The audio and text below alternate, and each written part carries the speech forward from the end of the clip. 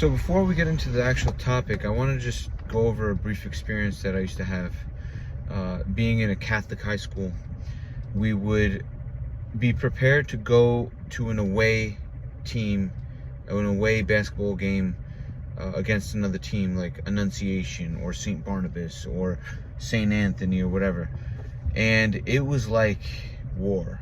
You know, our coaches would have us do a game plan. We had to defeat the other team.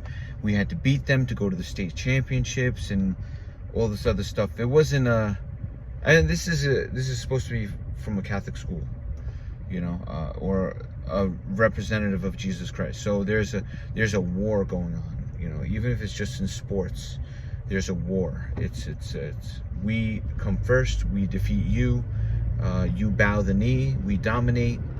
Who's gonna win? Who's gonna conquer? And so that brings me to the next level, the next point of interest, which is this whole transgender, transvestite, whatever you want to call it, boys acting like girls in sports. And it's a big topic of controversy that people are complaining, oh, you know, save girls sports. Save girls sports. What is really going on is it's not about saving face or saving Christian values, because technically speaking, we're not supposed to be competing against one another or even against the world. We're supposed to be helping one another. We're supposed to be dying to self. You know, don't think that this isn't a form of pride.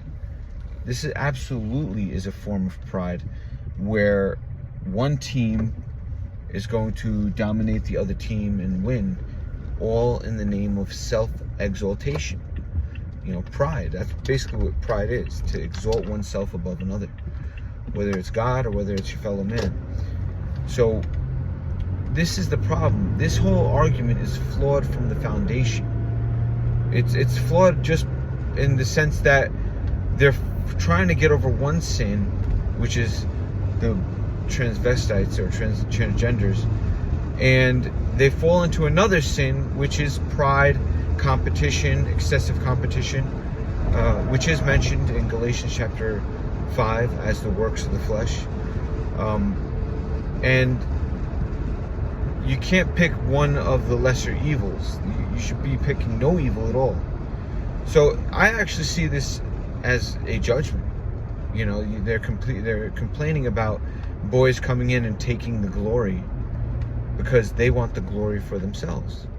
Now, are sports evil in and of themselves? No, sports are not evil, because sports are another way for human beings to exercise and to take care of the gift that God gave them of their body, to stay healthy and strong.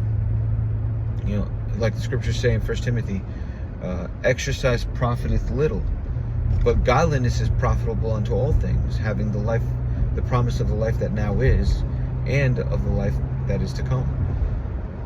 So exercise is profitable a little bit, and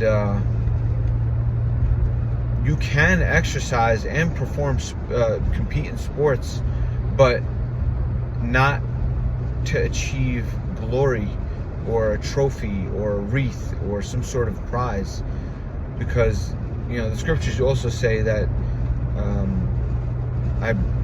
they, saying the world, competes for an earthly prize, a possession, or an earthly wreath, but we for an eternal prize or reward. We should be competing for the eternal reward of salvation. You know, I bring my body into subjection, lest after having preached to others, I myself would be cast away. Right? I do not swing in the air aimlessly. I do not run without a cause.